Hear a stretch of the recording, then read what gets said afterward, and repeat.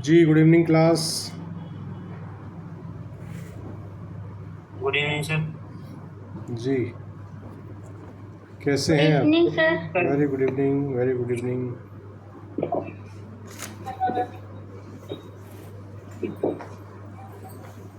जी last class में हम लोगों ने अध्याय 16 तक देख लिया है सीआरपीसी, और आज की क्लास में अध्याय 17 जो बात करता है द चार्ज के विषय में बताता है। अध्याय 17 चार्ज क्या होता है और ये कौन सी धारा में बताया गया है, कहाँ परिभाषित है? कल्पना।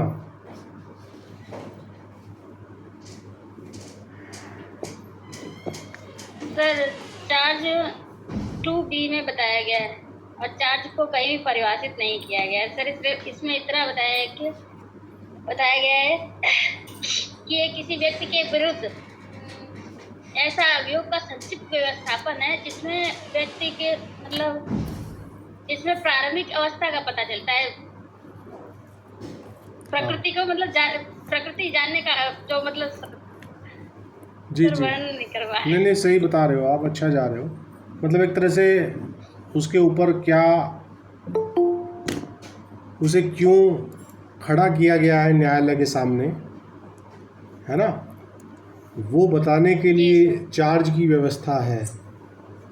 और चार्ज इसलिए लगाया जाता है ताकि उसको पता लगे कि भाई आपके ऊपर आरोप क्या है, और आरोप का जवाब फिर वो देता है। यदि चार्ज लगाने के बाद वो उसको एडमिट कर ले तो क्या स्थिति होगी? प्ली ऑफ गिल्टी हो जाएगी। भाई अगर किसी व्यक्ति पर कोर्ट कहे कि भाई देखो आपने फला स्थान पर फला दिन फला व्यक्ति की हत्या की थी, वो कहता है यस सर आई एडमिटेड, तो फिर क्या बचा? एडमिशन आ गया ना। तो अध्याय 17 कह रहा है, और अध्याय 17 का पार्ट ए कह रहा है फॉर्म ऑफ चार्जेस। ठीक है, इनिशियली हमने पढ़ा धारा 2 में, धारा 2B में बताया है चार्ज। 2B क्या कहता है कि चार्ज में एक से अधिक हेड भी हो सकते हैं। ऐसा ही कुछ है ना 2B में, कल्पना? जी सर। तो यहाँ बताया गया है कि प्रारूप क्या होगा, फॉर्म क्या होगी, आरोप की जो विरचना की जाएगी। देखिए ये बहुत इम्पोर्टेंट हमारी चैप्टर है, इस पे आधारित यहाँ का एकेडमिक सवाल तो आ ही सकता है, प्रैक्टिकल सवाल भी आते हैं। प्रैक्टिकल सवाल बोले तो आरोप की विरचना करवा ली जाती है परीक्षा के अंदर। आप जब भी सिलेबस देखेंगे तो वहाँ आरोप की विरचना, जजमेंट राइटिंग, इस टाइप के सवाल भी आते हैं। Is that clear? तो जो हम लोग फौजदारी की वकालत करने वाले लोग हैं, वहाँ चार्ज फ्रेमिंग ऑफ चार्जेस होता है। और जो सिविल साइड है, भाई माइक ऑफ कीजिए मुगल आजम महोदय, माइक खुला मत रखें, जब बात करनी हो तभी खोलें जी। तो जब दीवानी साइड में हम जाते हैं तो वहाँ क्या होता है, फ्रेमिंग ऑफ इश्यूज होता है, यहाँ फ्रेमिंग ऑफ चार्ज होता है। ठीक है, समझे?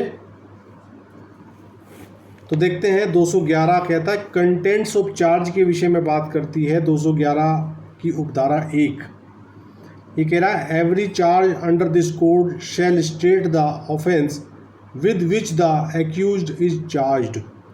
ये कह रहा है इस संहिता के अधीन प्रत्येक आरोप में उस अपराध का कथन होगा जिसका अभियुक्त पर आरोप है।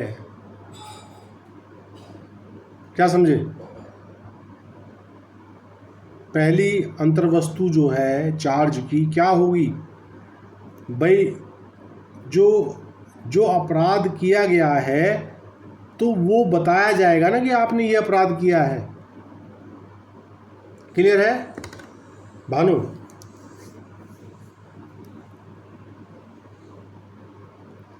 तीन सौ ग्यारह का 311 का 2 कह रहा है if the law which creates the offence gives it any specific name the offence may be described in the charge by that name only.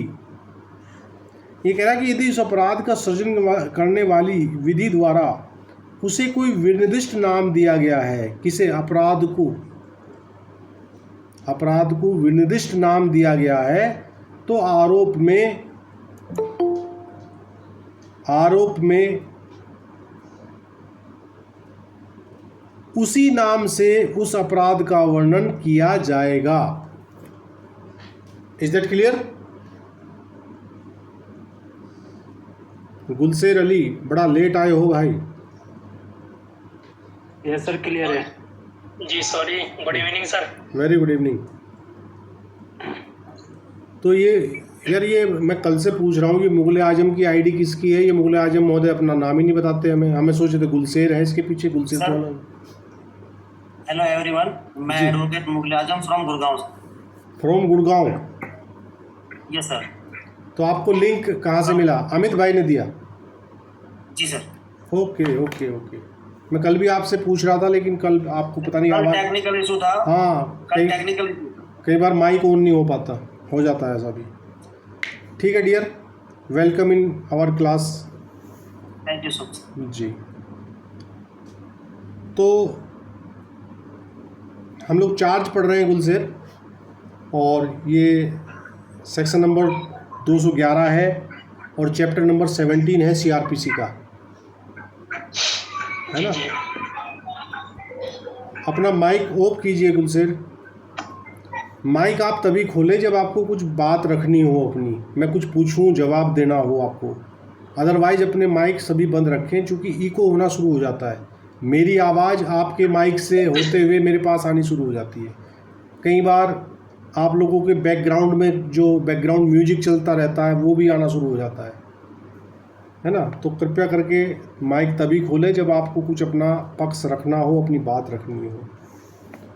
तो 211 का 2 कह रहा है कि यदि उस अपराध का सृजन करने वाली विधि द्वारा उसे कोई विनिर्दिष्ट नाम दिया गया है, तो आरोप में उसी नाम से उस अपराध का वर्णन किया जाएगा। जैसे कि किसी व्यक्ति को मारने को क्या कहा गया है कानून की भाषा में? यदि हत्या। बेसिकली मानव वध, बेसिक वर्ड जो है वो मानव वध है, और स्पेशल प्रकार का मानव वध हत्या है। ये हम लोग आईपीसी में पढ़ चुके हैं, है ना। नंबर 3 कह रहा है, if the law which creates the offence does not give it any specific name, so much of the definition of the offence must be stated as to give the accused notice of the matter with which he is charged। और इसकी 211 की उपधारा 3 ये कह रही है कि यदि उस अपराध का सृजन करने वाली विधि द्वारा उसे कोई विनिर्दिष्ट नाम नहीं दिया गया हो, तो अपराध की इतनी परिभाषा देनी होगी, कितनी, जिससे अभियुक्त को उस बात की सूचना हो जाए जिसका उस पर आरोप है। देखिए, आरोप की विरचना करने का मैंने पहले ही बताया कि उसका जो असली अर्थ है, असली मतलब है, वो ये है कि जो अक्यूज्ड है उसको पता लग सके कि आपको यहाँ कटघरे में क्यों खड़ा किया गया है, आपने ऐसा क्या किया गया है, आपने ऐसा क्या किया है जो आपको यहाँ खड़ा किया गया है। तो ये है आरोप। ठीक है। नंबर 4 कह रहा है कि the law and section of the law against which the offence is said to have been committed shall be mentioned in the charge. और ये कह रहा है कि वह विधि और विधि की वह धारा जिसके विरुद्ध अपराध किया जाना कथित है, आरोप में उल्लिखित होंगे। ठीक है। तो जब आरोप की विरचना, जब तक आपको ये 211 की जो कंटेंट्स हैं इनका अगर आपको आइडिया नहीं है, तो आप एक अच्छे आरोप की विरचना नहीं कर सकते। क्लियर? जैसे कि किसी के ऊपर अगर हत्या का आरोप लगाया जा रहा है, तो पहले तो आप बताएंगे कि आपने फला स्थान पर फला समय, है ना, फला हथियार से उसको, मान लीजिए पिस्तौल से गोली चलाकर जो है उसको मार दिया, और जो कि भारतीय दंड संहिता की धारा 302 के अंतर्गत दंडनीय अपराध है, तो आपको इस आरोप से आरोपित किया जाता है। ठीक है, ये आरोप कौन लगाता है भाई?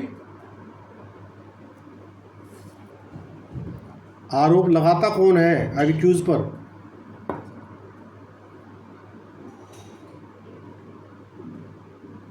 कल्पना, कोर्ट सर लगा पुलिस। देखिए पुलिस ने तो चार्जशीट फाइल कर दी। कोर्ट। हाँ, पुलिस ने चार्जशीट फाइल कर दी, चार्जशीट पर संज्ञान ले लिया कोर्ट ने। संज्ञान कहाँ लिया जाता है? एनू, कौन सी धारा सीआरपीसी की संज्ञान के विषय में बात करती है? एनू,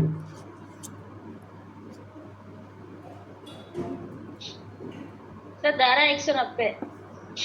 अरे वेट किया करो, जब हम बाय नेम पूछते हैं तो जब तक सवाल पास ना हो जाए तब तक धैर्य रखा करो थोड़ा सा। कल्पना, हमें पता है कि आप आजकल विद्वान हो रही हैं, सॉरी सर। तो अगर मैं बाय नेम पूछता हूँ तो जब तक अगला व्यक्ति पास ना कर दे सवाल, और तो थोड़ा सा धैर्य रखा करो। कोई बात नहीं, गुड आंसर, आपका जवाब अच्छा है जी। नंबर 5 कह रहा है the fact that the charge is made is equivalent to a statement that every legal condition required by law to constitute the offence charged was fulfilled in the particular case।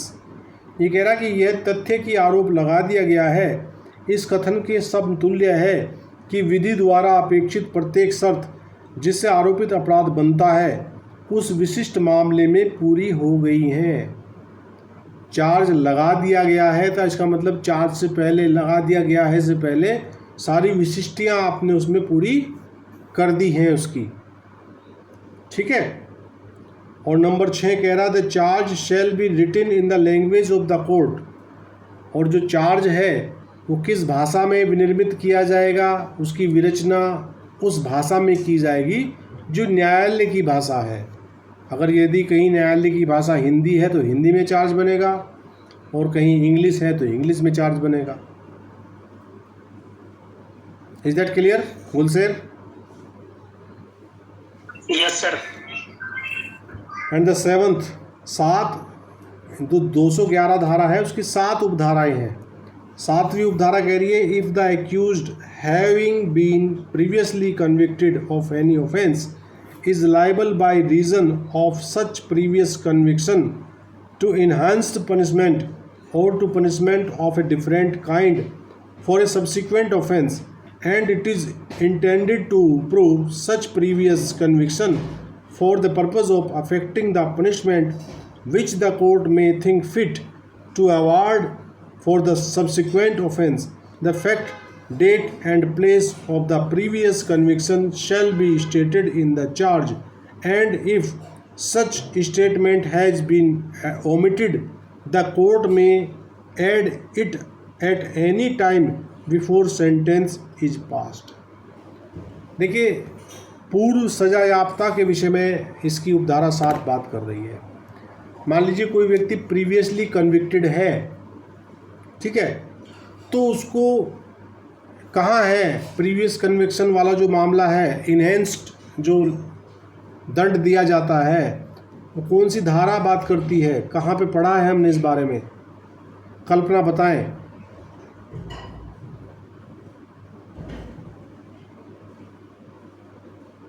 Sir हमें याद है। Inu, आप बताएं।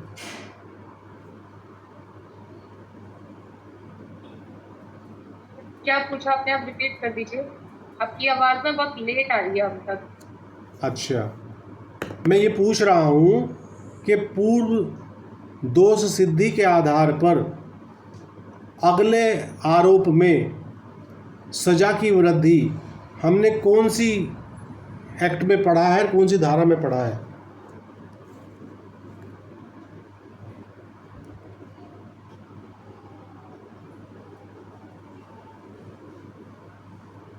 जी,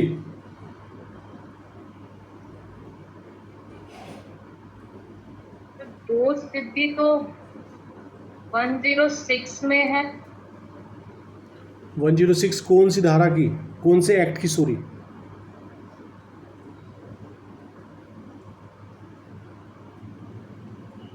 CRPC 106। नहीं, आप IPC में जाइए और आईपीसी की धारा 75 को याद कीजिए।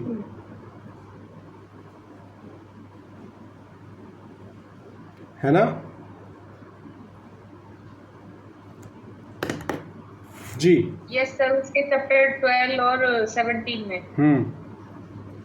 वो कहता है कि चैप्टर 12 और 17 के संबंधित अगर पूर्व दोष सिद्धि है और फिर वो दोबारा उन्हीं चैप्टर्स का अपराध कर रहा है तो जो सब्सिक्वेंट उसको सज़ा दी जाएगी वो सामान्य से ज़्यादा दी जाएगी, इन्हेंस्ड कर दी जाएगी उसको।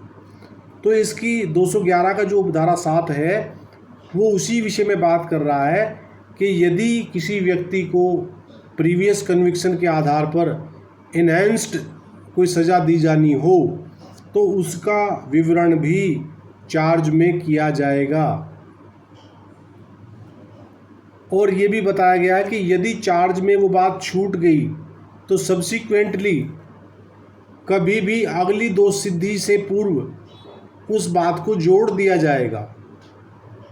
ये कह रहा कि यदि अभियुक्त किसी अपराध के लिए पहले दोष सिद्ध किए जाने पर किसी पश्चातवर्ती अपराध के लिए ऐसी पूर्व दोष सिद्धि के कारण वर्धित दंड का या भिन्न प्रकार के दंड का भागी है और यह आशित है कि ऐसी पूर्व दोष सिद्धि उस दंड को प्रभावित करने के प्रयोजन के लिए साबित की जाए जिसे न्यायालय पश्चातवर्ती अपराध के लिए देना ठीक समझे, तो पूर्व दोष सिद्धि का तथ्य, तारीख और स्थान आरोप में कथित होंगे और यदि ऐसा कथन रह गया है तो न्यायालय दंडादेश के देने के पूर्व किसी समय भी उसे जोड़ सकेगा।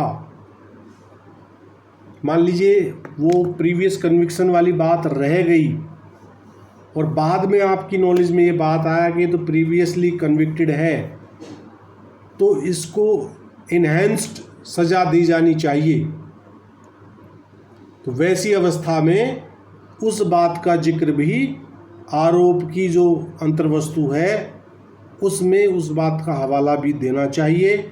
यदि किसी कारणवश वो हवाला आप नहीं दे पाए और सब्सिक्वेंटली आपकी नॉलेज में वो बात आई तो आप जो पश्चातवर्ती दंडादेश आप देने वाले हैं उस दंडादेश देने से पहले कभी भी उसको ऐड ऑन किया जा सकता है।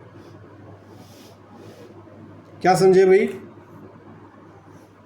बट सर दोनों चीजें जब भी आप जैसे बताएं जो चैप्टर अभी आप 75 सेक्शन बताएं उसमें 12 और 17 है आईपीसी, तो सर एक में तो स्टैंप के लिए है और एक प्रॉपर्टी के लिए, तो सर दोनों का पनिशमेंट अलग अलग है। और अगर सपोज अब कोई मर्डर का केस है तो उसका पनिशमेंट अलग है, तो दोनों को एक साथ कैसे मर्ज किया जाएगा? देखो प्रीवियस कन्विक्शन अगर धारा 75 कह रही है कि उन चैप्टर्स, देखिए वो चैप्टर जो वहाँ बताए हैं उन्हीं चैप्टर से संबंधित पश्चातवर्ती अपराध होना चाहिए तभी बात बनेगी। तो उन्हीं से ही रिलेट होना चाहिए। हाँ तभी तो उसको वहाँ साफ साफ लिखा हुआ है ना भाई, आपका सब्सिक्वेंट अपराध उन्हीं चैप्टर में होना चाहिए तभी तो आपको संवर्धित दंड दिया जाएगा। अदर चैप्टर्स में आप कोई अपराध कर रहे हैं तो 75 अप्लाई नहीं होगी।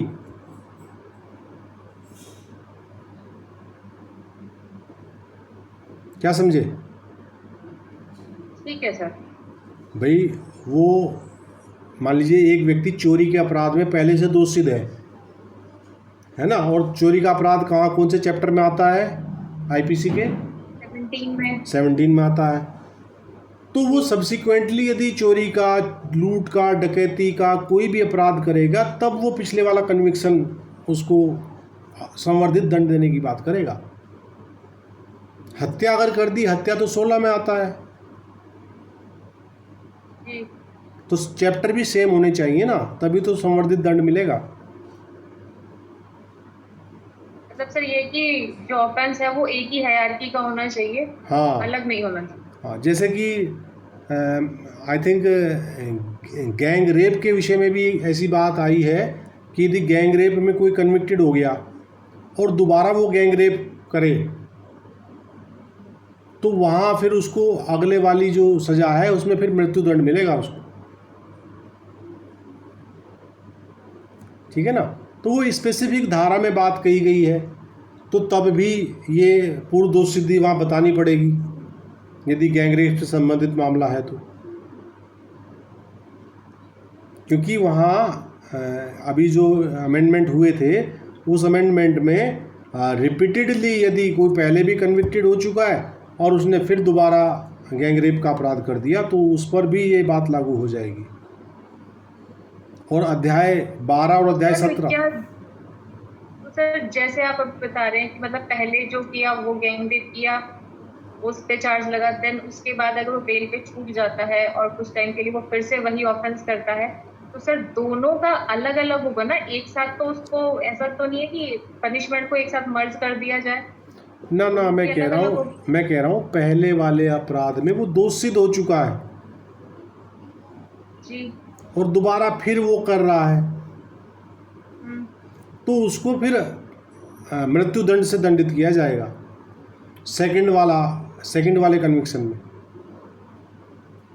जी सर, है ना।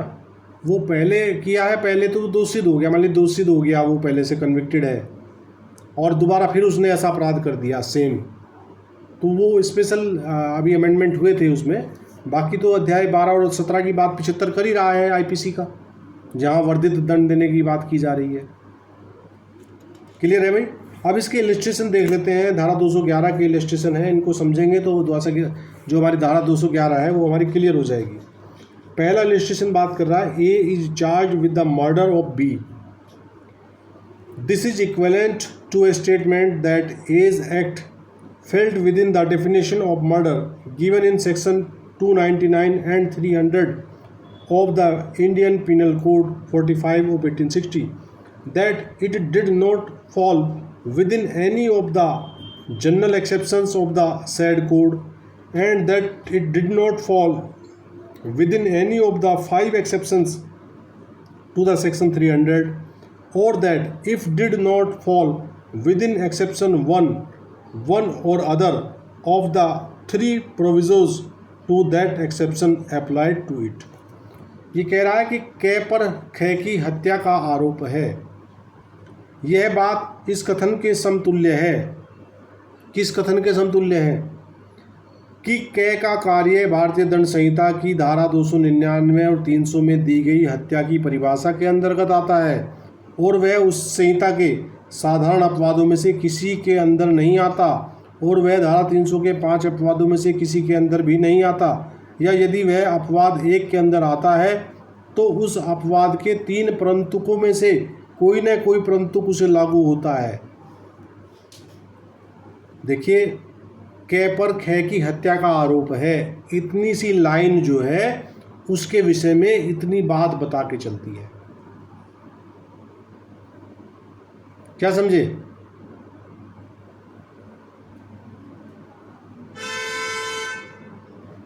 कुछ पल्ले पड़ा है या नहीं पड़ा है भाई? सर एक बार प्लीज रिपीट करें दोबारा। हाँ, देखिए, ये इलस्ट्रेशन ये बताना चाह रहा है कि अगर हम ये कहते हैं कि कै पर खे की हत्या का आरोप है, तो कै पर खे की हत्या का आरोप है, तो इस एक लाइन का जो मीनिंग निकल के आता है वो इससे आगे जो बात है वो पूरी की पूरी लाइनें इस केवल एक लाइन का मीनिंग है। ये कह रहा है कै पर खे की हत्या का आरोप है। यह बात इस कथन के समतुल्य है कि कै का कार्य भारतीय दंड संहिता की धारा 299 और 300 में दी गई हत्या की परिभाषा के अंतर्गत आता है और वह उसी संहिता के साधारण अपवादों में से किसी के अंदर नहीं आता, और वह धारा 300 के 5 अपवादों में से भी किसी के अंदर भी नहीं आता, या यदि वह अपवाद एक के अंदर आता है तो उस अपवाद के 3 प्रंतुकों में से कोई ना कोई प्रंतुक उसे लागू होता है।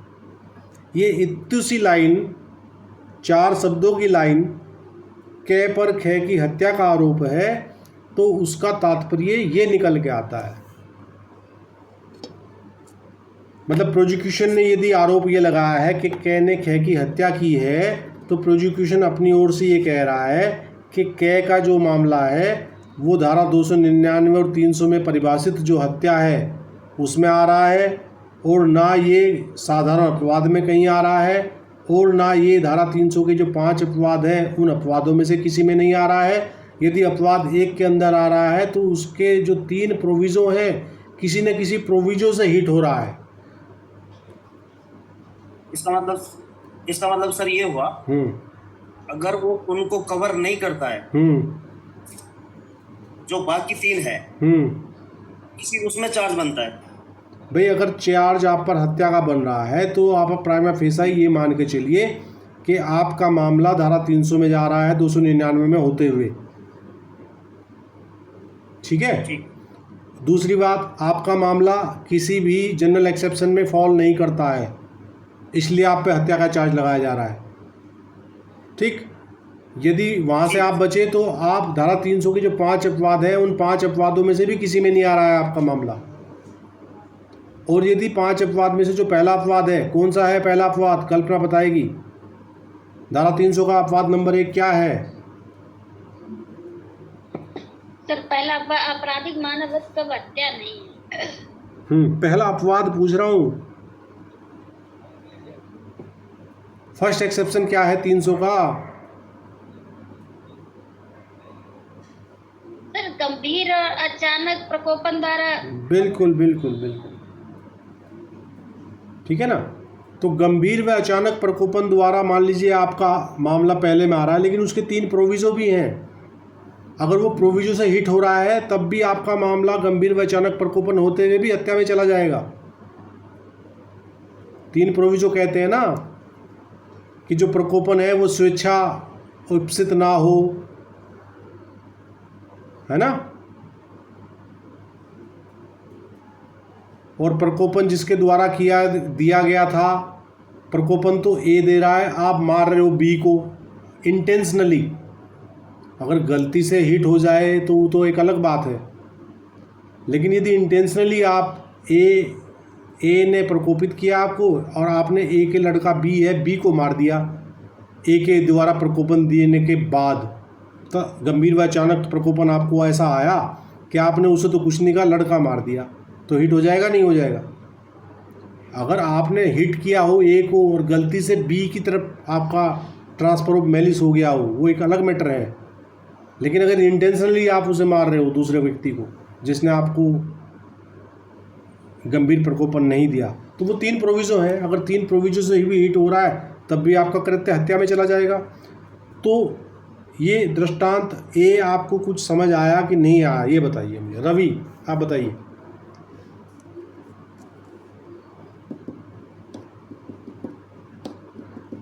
रवि माहेश्वरी, जी सर आया। क्या आया एक बार बेटा बता दो मुझे ज़रा, क्या आया, तभी आगे बढ़ने का मज़ा आएगा। और अगर नहीं आया है तो आप मुझे क्लियर करें कि नहीं आया है।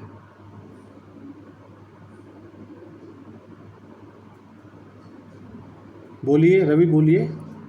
तो 211 का सर, धारा 211 का ए इलस्ट्रेशन जो कहता है ना सर, वो ये कहता है कि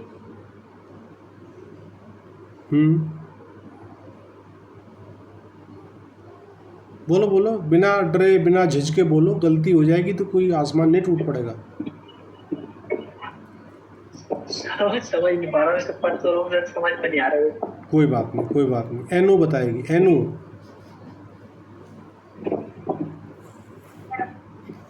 ये है कि इसमें जो सेक्शन, जो आरोप लगाया गया है, चार्ज फ्रेम किया गया, अगर जो आईपीसी के सेक्शन 299 और 300 के अंदर जो मर्डर को डिफाइन किया गया उसके अंदर आता है, और या फिर उसके जो जनरल सेक्शन दिए गए हैं उनमें भी नहीं आता है, या 300 के जो 5 अपवाद दिए गए हैं उनमें नहीं आता है, और उनमें से अगर वो किसी एक के अंदर आ जाता है तो हम उस पर उसी का ही चार्ज फ्रेम करेंगे। नहीं, यदि वह अपवाद 1 के अंदर आता है, अपवाद संख्या 1 है, ये किसी एक नहीं है 5 में से। अच्छा, सिर्फ फर्स्ट के अंदर आता है। फर्स्ट के 3 प्रोविज़ो हैं, 3 प्रोविज़ो से हिट हो रहा है तब भी तो भाई मान लीजिए आपने कहा कि सर मेरे पे जो हत्या का आरोप है ये अपवाद संख्या 1 में आ रहा है, तो प्रोसिक्यूशन कहेगा कि ठीक है आपका अपवाद संख्या 1 में तो आ रहा है, लेकिन आपका तो मामला जो है ना इसके प्रोविज़ो से हिट हो रहा है।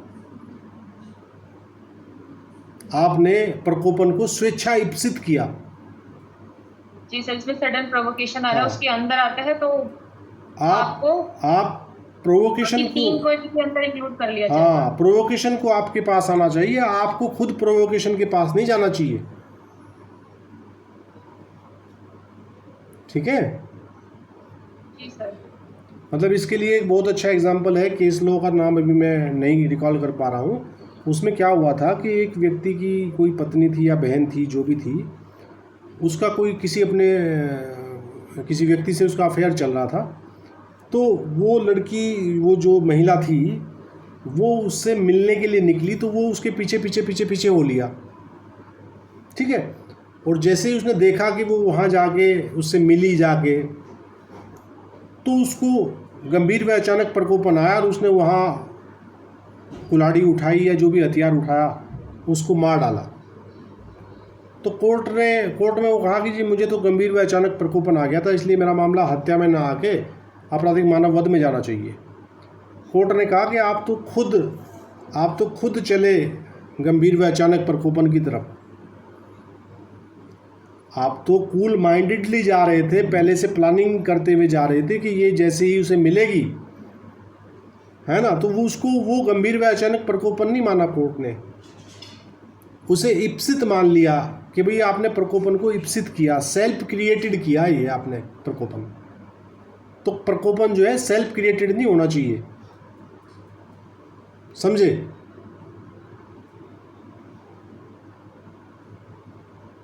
गुलशेर, सर अपवाद संख्या 1 बेटा क्लियर हो गया? सर जहाँ तक थोड़ा बहुत ही समझ पा रहा हूँ, देखिए, ज़्यादा तो समझ। आप माइक बंद कर दीजिए, इको हो रहा है। देखिए, जो इलस्ट्रेशन का है, इसकी आप पहले केवल एक लाइन पढ़ें, कै पर खे की हत्या का आरोप है। ये लाइन पढ़ें आप, पढ़ ली? क्लियर है भानु? अब इस फुल स्टॉप के बाद, इसके बाद फुल स्टॉप लगा हुआ है ना, अब इस फुल स्टॉप के बाद जो पूरी स्टोरी लिखी हुई है, वो केवल इस लाइन मात्र का इंटरप्रिटेशन है, इस लाइन मात्र का अर्थ है। ये ऐसे समझो इसे, है नु? जी sir. A is charged with the murder of B. This is equivalent to statement that, यहाँ से ये पूरी कहानी, मतलब कहने का मतलब ये है कि जो इस इलस्ट्रेशन की पहली लाइन है, पहले फुल स्टॉप तक जो लाइन है, इतना कह देना मात्र बाकी की स्टोरी के बराबर है, जो बाकी स्टोरी इस पूरे इलस्ट्रेशन में लिखी हुई है। रवि,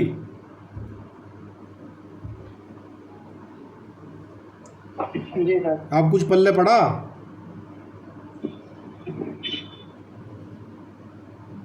इसका मतलब ये है कि अगर किसी पर आप चार्ज फ्रेम कर रहे हैं, तो उस चार्ज फ्रेम करने में आपको केवल ये बताना है कि आप पे हत्या का आरोप है। ये बाकी स्टोरी चार्ज में नहीं लिखनी है आपको।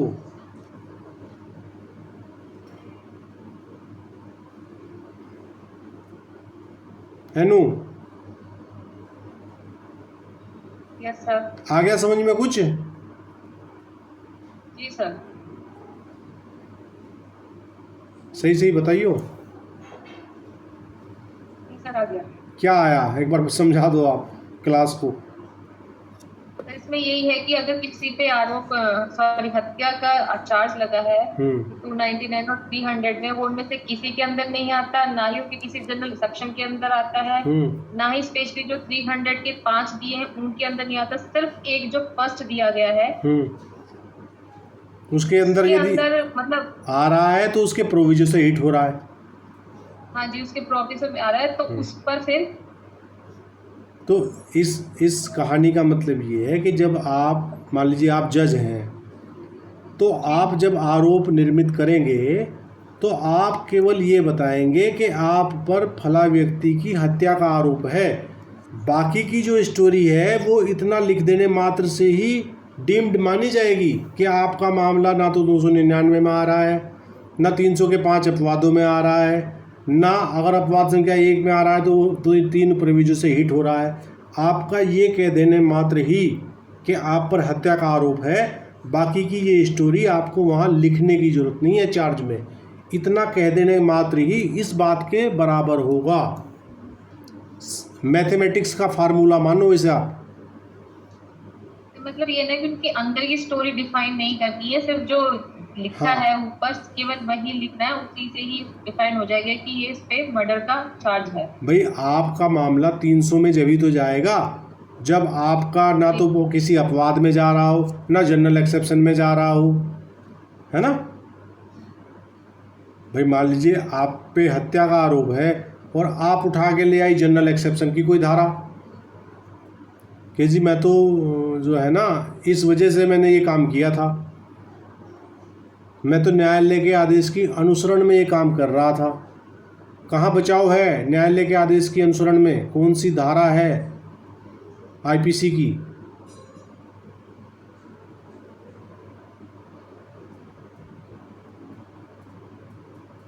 जी, न्यायालय के आदेश के अनुसरण में किया कोई बात अपराध नहीं है जो न्यायालय के आदेश के अनुसरण में किया गया हो। कौन सी धारा है कल्पना? सर आईपीसी धारा 78। 78 और 77 में क्या है?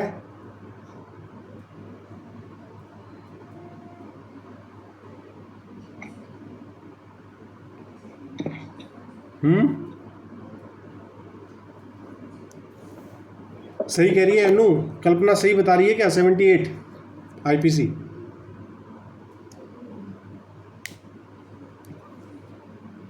सर वो ये सर कोर्ट के और जज के जो ऑर्डर पे जो पनिश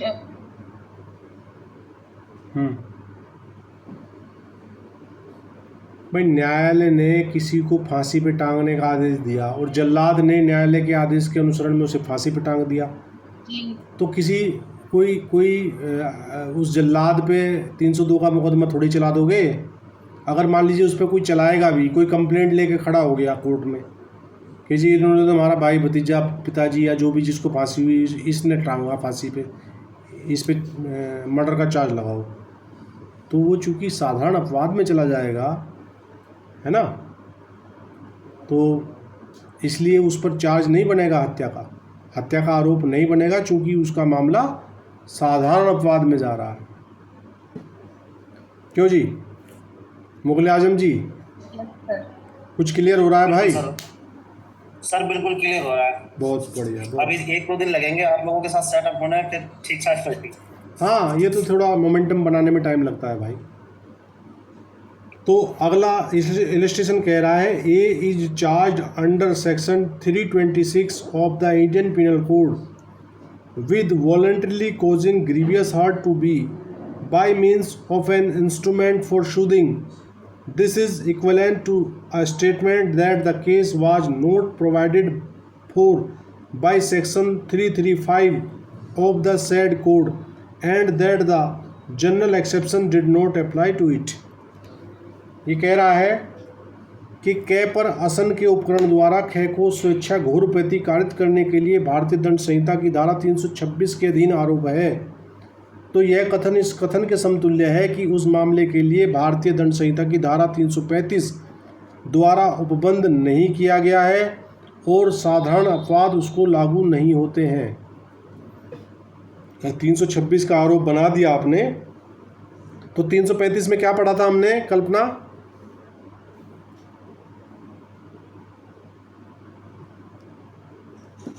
जी सर। 335 में क्या पढ़ा था हमने? 335 आईपीसी।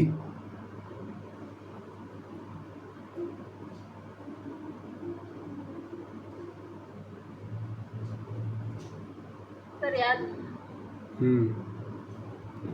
याद इसलिए नहीं है कि आप जो एक्ट पढ़ते हैं उसी को पढ़ते हैं, उसके अलावा जो पिछले एक्ट कंप्लीट हो चुके हैं उनसे आप रिश्तेदारी ख़त्म कर लेते हैं। ऐसा ही है क्या?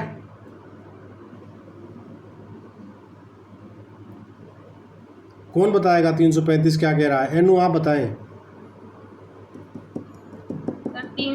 इसमें तो ग्रेवियस हर्ट और प्रोवोकेशन दिया हुआ है। बिल्कुल बिल्कुल, वो कहता है कि यदि गंभीर व अचानक प्रकोपन होने पर आप किसी को कौन सी ग्रीवियस हर्ट पहुंचाते हैं तो फिर मामला आपका 326 में न जाके 335 में जाएगा, और 335 में सज़ा का प्रावधान 326 के मुकाबले कम है। तो इसमें 4 ईयर का पनिशमेंट और प्लस फाइन भी दिया हुआ है। हाँ, तो अगर आप किसी के ऊपर 326 का चार्ज बना रहे हो तो इसका मतलब कि वो 335 में फॉल नहीं कर रहा है, जनरल एक्सेप्शन में कहीं आ रहा है। ठीक है, इज दैट क्लियर? अब अगला इलस्ट्रेशन इसका देख लेते हैं। इलस्ट्रेशन नंबर सी कह रहा है A is accuse of murder, cheating, theft, extortion, adultery और क्रिमिनल इंटिमिडेशन और using a false property mark. The charge में state that A committed murder और चीटिंग और थेफ्ट और extortion or adultery or criminal intimidation, or that he used a false property mark without reference to the definition of those crimes contained in the Indian Penal Code, but the sections under which the offence is punishable must in each instance be referred to in the charge। ये कह रहा है कि कै पर हत्या, छल, चोरी, उद्यापन, जारक्रम या आपराधिक अभित्राश या मिथ्या संपत्ति चिन्ह के उपयोग में लाने का अभियोग है। आरोप में उन अपराधों की भारतीय दंड संहिता में दी गई परिभाषाओं के निर्देश के बिना यह कथन हो सकता है कि कै ने हत्या या छल या चोरी या उद्यापन या जारक्रम या आपराधिक अभित्राश किया है, या यह कि उसने मिथ्या संपत्ति चिन्ह का उपयोग किया है, किंतु प्रत्येक दशा में वे धाराएं जिनके अंतर्गत अपराध दंडनीय है आरोप में निर्दिष्ट करनी पड़ेगी। मतलब कि जब आप आरोप लगाते हैं तो आरोप में जो अपराध है, अपराध का नाम आप बता देंगे कि भाई देखो आपने हत्या की है, आपने छल किया है, चोरी की है, उद्यापन की है। आपको आरोप में उस संबंधित अपराध की पूरी परिभाषा को टेपने की आवश्यकता नहीं है, केवल और केवल आप उस धारा को ये बता देंगे कि आपने फला दिन फला स्थान पे चोरी का अपराध किया है जो भारतीय दंड संहिता की धारा 378 के अंतर्गत दंडनीय है, तो दैट इज सफिशिएंट। आपको वहाँ चोरी की परिभाषाएं, चोरी के 5 क्या क्या चोरी में 5 तत्व हैं, है ना, 5 ही धाराएं हैं। क्यों, क्या समझे? और 5 ही उसके क्या है, स्पष्टीकरण भी हैं। जब चोरी हमने पढ़ा था तो अच्छे से समझाया गया था आप लोगों को, तो समझ आ गया। आपको केवल केवल केवल क्या बताना है, उस अपराध का नाम और साथ में किस धारा के अंतर्गत दंडनीय है ये बताना है। और इसका अगला लेजिस्लेशन कह रहा है A is charge under section 184 the Indian penal code with intentionally obstructing a sale of property offered for a sale by the lawful authority of public servant, the charge should be in those words। ये कह रहा है कै पर भारतीय दंड संहिता की धारा 184 के अधीन यह आरोप है कि इसने लोक सेवक के विधिपूर्ण प्राधिकार द्वारा विक्रय के लिए प्रस्तापित संपत्ति के विक्रय में साक्ष्य बाधा डाली है। आरोप उन शब्दों में ही होना चाहिए। आप बताया जाएगा कि आपने 184 के अधीन फला फला संपत्ति जो कि फला अथॉरिटी के द्वारा बेची जा रही थी, उस बेचे जाने में साक्ष्य आपने बाधा डाली है, तो इसलिए आप पर धारा 184 आईपीसी के तहत आरोप की विवेचना की जाती है। Is that clear? जी सर। चलिए, तो आज की क्लास में हम इतना ही देखेंगे। अब बाकी क्लास के लिए हम अगली क्लास में मिलते हैं। आप सभी को गुड नाइट, शुभकामनाएं। जय हिंद, जय भारत, नमस्कार।